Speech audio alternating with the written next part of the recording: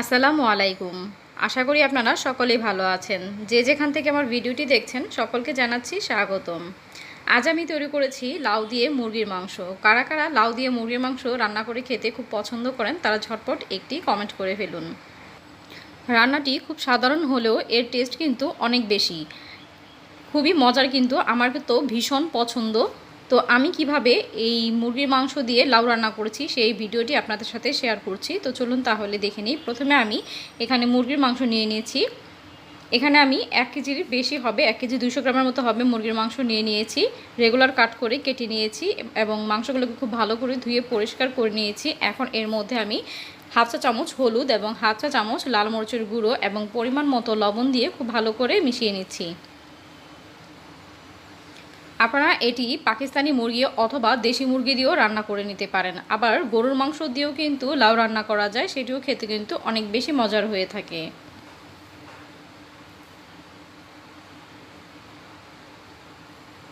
তো খুব ভালো করে মাখানো হয়ে গিয়েছে। আমি এইভাবে 5 মিনিটের জন্য রেখে দিব এবং 5 মিনিট পর আমরা ফিরে এসেছি। 5 মিনিট পর আমি ফ্রাই প্যান বসিয়ে দিয়েছি চুলার মধ্যে এবং এর মধ্যে আমি তেল দিয়ে দিচ্ছি। চিকেনগুলোকে আমি ভেজে নিব।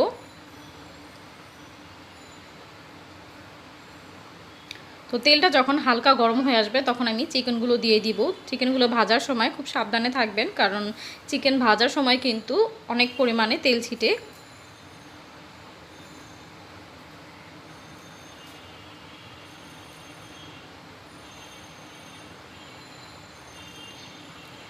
তো কিছুক্ষণ পর যখন চিকেনের একটা পাশ হয়ে যাবে তখন আমি উল্টে দিব। দেখতে পাচ্ছেন একটা পাশ কিন্তু ভাজা হয়ে গিয়েছে।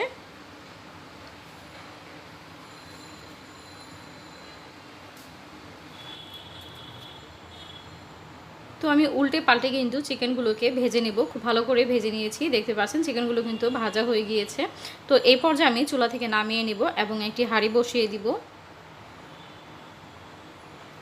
তো হাঁড়ির মধ্যে আমি পরিমাণ মতো তেল দিয়ে দিচ্ছি।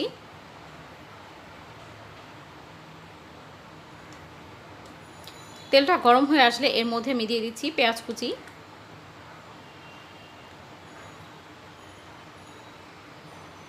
তো পেঁয়াজটাকে আমি ব্রাউন করে ভেজে নিচ্ছি, দেখতে পাচ্ছেন।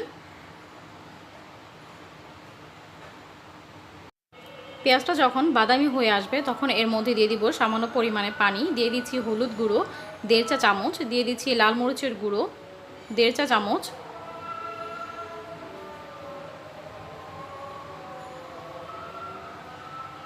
দিয়ে দিচ্ছি লবণ পরিমাণ মতো বা 1.5 চা চামচ,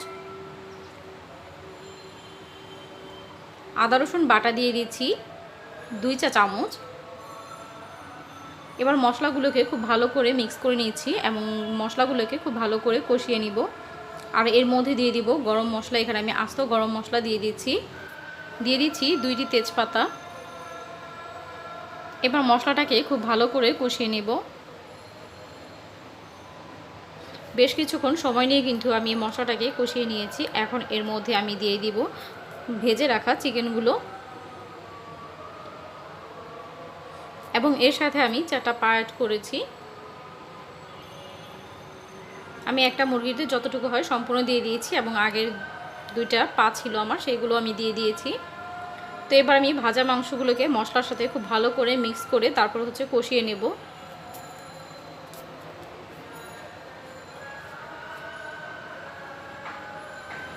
তো 5 মিনিটের মতো আমি মাংসগুলোকে কষিয়ে নিয়েছি। এখন এর মধ্যে আমি দিয়ে দিচ্ছি লাউ। আমি লাউগুলোকে আগেই কেটে ধুয়ে পরিষ্কার করে নিয়েছি। এরপর আমি মাংসগুলো কষানো হয়ে গেলে লাউগুলো দিয়ে দিচ্ছি। এবার লাউ দিয়েও আমি মাংসটাকে কষিয়ে নিব আরও মিনিট 10।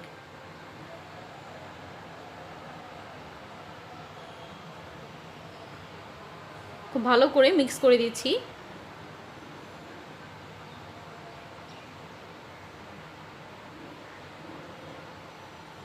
এবার একটি ঢাকনা দিয়ে ঢেকে রেখে দিব, চুলার আঁচটাকে কমিয়ে দিব। তো 5 মিনিট পর আমি ঢাকনাটি খুলে নিচ্ছি এবং একবার নাড়াচাড়া করে দিচ্ছি।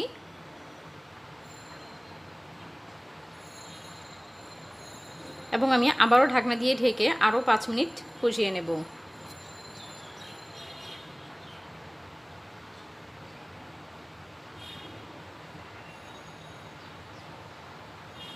তো আমি আরও 5 মিনিট পর ফিরে এসেছি। দেখতে পাচ্ছেন লাউগুলো কিন্তু অনেকটাই কমে গিয়েছে।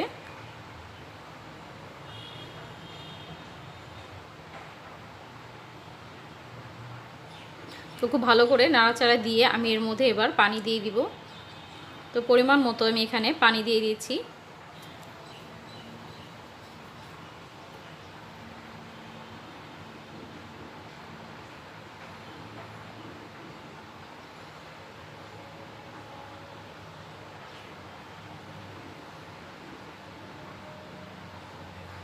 আমি আরও সামান্য কিছুটা পানি দিয়ে দিচ্ছি। এবার ঢাকনা দিয়ে ঢেকে রান্না করে নেব যতক্ষণ না পর্যন্ত পুরোপুরি রান্নাটা কমপ্লিট হয়ে যাচ্ছে।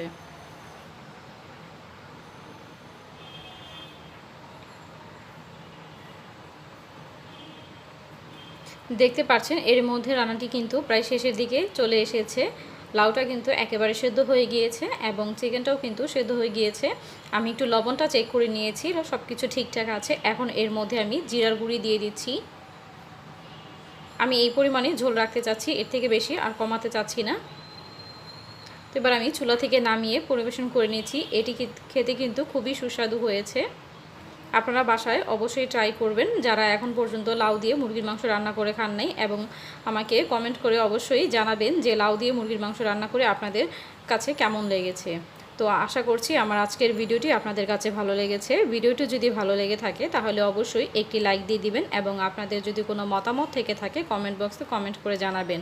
আমার চ্যানেলে যদি নতুন হয়ে থাকেন তাহলে অবশ্যই চ্যানেলটিকে সাবস্ক্রাইব করে বেল আইকনটি বাজিয়ে দিবেন। আর আমার জন্য সবাই দোয়া করবেন। আজ এ পর্যন্তই। আল্লাহ হাফেজ।